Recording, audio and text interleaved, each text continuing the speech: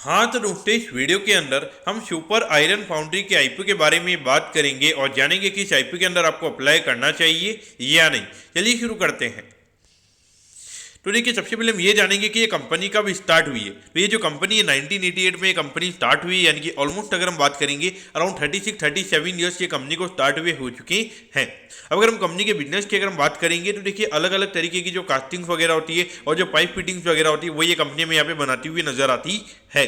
अगर हम कास्टिंग की अगर हम बात करेंगे तो एग्रीकल्चरल कास्टिंग्स हो गया, ऑटोमोटिव के जो कास्टिंग्स वगैरह होते हैं, तो इसके अलावा जो रेलवे के जो कास्टिंग्स वगैरह होते हैं वो ये कंपनी में यहाँ पे बनाती हुई नजर आती है। अगर हम कंपनी के प्रोडक्ट की अगर हम बात करेंगे तो अलग अलग जो भी यहाँ पे कंस्ट्रक्शन प्रोजेक्ट होते हैं उसके नाम यहाँ पे कंपनी के जो प्रोडक्ट्स है वो यहाँ पे यूज किए जाते हुए यहाँ पे नजर आते हैं। इसमें अगर हम बात करेंगे जैसे स्टॉर्म वाटर के जो प्रोजेक्ट्स वगैरह होते हैं, सीवरेज वगैरह हो गया, टेलीकॉम वाले जितने भी प्रोजेक्ट्स वगैरह होते हैं, तो उसके नाम यहाँ पे कंपनी के जो प्रोडक्ट्स हैं वो यहाँ पे यूज किए जाते हुए नजर आते हैं। उसके अलावा अगर हम बात करेंगे तो यहाँ पे ये जो कंपनी के प्रोडक्ट की अगर हम बात करेंगे तो ये कंपनी हमें यहाँ पे ऑनलाइन यानी कि इंटरनेशनली हमें यहाँ पे कंपनी एक्सपोर्ट भी हमें यहाँ पे करती हुई नजर आती है। यानी कि सिर्फ इंडिया में ये कंपनी का प्रेजेंस नहीं है, ग्लोबली भी ये कंपनी का प्रेजेंस हमें पर्टिकुलरली यहाँ पे नजर आता है। उसके अगर हम बात करेंगे कहाँ पे ये कंपनी एक्सपोर्ट करने का काम करती है, तो देखिए यूरोपियन कंपनी जो गया और मिडल ईस्टर्न के अंदर जो मार्केट्स वगैरह है तो वहाँ पे ये कंपनी में अपने जो कंपनी के प्रोडक्ट्स वगैरह है तो हमें यहाँ पे कंपनी एक्सपोर्ट करती हुई यहाँ पे नजर आती है। अगर हम कंपनी के करंटली अगर मैन्युफैक्चरिंग फैसिलिटी की अगर हम बात करेंगे तो दुर्गापुर वेस्ट बंगाल में कंपनी का हमें यहाँ पे करंटली मैन्युफैक्चरिंग यूनिट यहाँ पे नजर आता है। इसकी अगर हम टोटल एरिया की अगर हम बात करेंगे तो अराउंड 20 एकड़ का हमें यहाँ पे टोटल मैन्युफैक्चरिंग यूनिट का कंपनी का एरिया में यहाँ पे नजर आता है। अब अगर हम यहाँ पे कंपनी के ऑब्जेक्टिव के बारे में अगर बात करेंगे तो देखिए ऑलमोस्ट यहाँ पे अराउंड 68 करोड़ के लगभग ये कंपनी का आईपीओ का साइज हमें यहाँ पे नजर आता है। जिसमें से अगर हम बात करेंगे तो अराउंड 29 करोड़ हमें यहाँ पे वर्किंग कैपिटल की रिक्वायरमेंट के रिगार्डिंग हमें यहाँ पे ये कंपनी यूज करती हुई नजर आएगी। उसके अगर हम बात करेंगे 16 करोड़ के लगभग का जो डेट वगैरह वो यहाँ पे कंपनी में यहाँ पे रीपे करती हुई नजर आएगी। तो 16 करोड़ के लगभग अगर हम मान के चलते कि लगभग 10 से 11% के लगभग अगर कंपनी का इंटरेस्ट रहेगा तो पोस्ट टैक्स लगभग यहाँ पे 1 करोड़ या फिर 1 करोड़ 20 लाख के लगभग का जो प्रॉफिटेबिलिटी है कंपनी की वो लिस्टिंग के बाद में हमें यहाँ पे बढ़ती हुई नजर आ सकती है। बाकी अगर हम बात करेंगे लगभग 15 करोड़ के लगभग का जो अमाउंट है वो यहाँ पे जनरल कॉर्पोरेट पर्पसेस के लिए यहाँ पे कंपनी में रेज करती हुई नजर आ रही है। तो एक तरीके से एसएमई कंपनी है, तो एक तरीके से 15 करोड़ अगर हम देखेंगे तो 68 करोड़ में से काफी बड़ा अमाउंट हमें यहाँ पे नजर आता है। ऑलमोस्ट जो 20% का जो आईपीओ का अमाउंट उसका कंपनी यहाँ पे क्या करने वाली है वो यहाँ पे कंपनी ने नहीं दिखाया। तो मुझे लगता है कि कहीं ना कहीं यहाँ पे ये कंपनी के प्रमोटर्स के पास या फिर हो सकता है कि ये पैसा कंपनी के पास ही जाएगा, फिर एज ए सैलरी वो हो सकता है कि कंपनी से विड्रॉ यहाँ पे कर सकते हैं। अब अगर हम कंपनी के फाइनेंशियल्स के बारे में अगर हम बात करेंगे तो देखिए 2022 में लगभग 132 करोड़ के लगभग ये कंपनी का रेवेन्यू का नंबर था। फिर ये नंबर में अराउंड 126 करोड़ के लगभग यानी कि 6 करोड़ से रेवेन्यू का नंबर में यहाँ पे कंपनी का कम होता हुआ नजर आया था। और उसके बाद अगर हम देखेंगे तो 156 करोड़ के लगभग ये कंपनी का रेवेन्यू का नंबर में यहाँ पे नजर आता है। यानी कि ऑलमोस्ट पिछले साल के मुकाबले यहाँ पे अराउंड 30 करोड़ के लगभग रेवेन्यू का नंबर में यहाँ पे बढ़ता हुआ नजर आया है। और अभी अगर हम देखेंगे तो 9 महीने में लगभग 94 करोड़ के लगभग का रेवेन्यू का नंबर यहाँ पे कंपनी कर चुकी है। यानी कि ये नंबर इंडिकेट कर रहा है कि पर quarter on an average around 31-32 crore के लगभग का रेवेन्यू का नंबर में यहाँ पे ये कंपनी करती हुई नजर आ रही है। अगर हम ये भी मान के चलते कि 32 करोड़ की जगह लगभग 50 करोड़ के लगभग का रेवेन्यू यहाँ पे लास्ट क्वार्टर में अगर ये कंपनी का हो जाता है फिर भी यहाँ पे अराउंड 140 करोड़ या फिर 145 करोड़ के लगभग का नंबर में यहाँ पे देखने को मिलेगा, क्योंकि पिछले साल के मुकाबले में यहाँ पे 5 से 6% का फॉल यहाँ पे कंपनी के रेवेन्यू के नंबर्स में देखने को मिल सकता है। अगर हम प्रॉफिटेबिलिटी की बात करेंगे तो अराउंड 88 लाख के लगभग यहाँ पे 2022 में कंपनी का प्रॉफिट का नंबर था। फिर ये नंबर में बढ़ के थोड़ा 1 करोड़ 28 लाख के लगभग यहाँ पे बढ़ के थोड़ा यहाँ पे थोड़ा बड़ा हुआ यहाँ पे नजर आया था।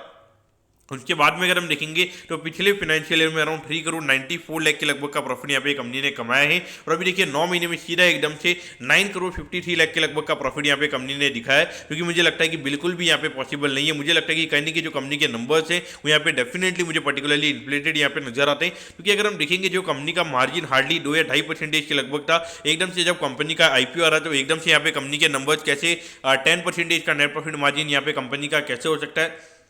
अगर यहाँ पे एकदम से अगर कंपनी के रेवेन्यू के नंबर्स बढ़ जाते हैं तो फिर भी हम ये बोलते हैं कि हाँ हो सकता है कि ये पॉसिबिलिटी है। लेकिन यहाँ पर अगर हम देखेंगे पिछले साल के मुकाबले यहाँ पे कंपनी के रेवेन्यू के नंबर्स कम है, लेकिन प्रॉफिटेबिलिटी यहाँ पे कंपनी ने ऑलमोस्ट यहाँ पे पिछले साल के मुकाबले 2.5 गुना ज़्यादा यहाँ पे कंपनी ने प्रॉफिट के नंबर्स को यहाँ पे दिखाया है। जो कि मेरे हिसाब से देखा जाए तो ये नंबर्स को लेकर मुझे पर्टिकुलरली यहाँ पे काफ़ी ज़्यादा कॉन्शियसनेस ये कंपनी को लेकर मुझे यहाँ पे नजर आती है। अब अगर हम आईपीओ की डिटेल्स के बारे में अगर हम बात करेंगे तो देखिए 11 मार्च के लगभग ये आईपीओ में यहाँ पे स्टार्ट होता हुआ नजर आएगा और 13 मार्च को ये आईपीओ में क्लोज होता हुआ नजर आएगा। अगर हम प्राइस बैंड के बारे में अगर हम बात करेंगे तो 108 रुपये पर शेयर पे ये कंपनी में शेयर देती हुई नजर आएगी और 1200 शेयर का लॉट साइज में यहाँ पे कंपनी का नजर आता है। तो अराउंड 1,30,000 रुपये यहाँ पर आपको एक लॉट को अप्लाई करने के लिए लगने वाली है।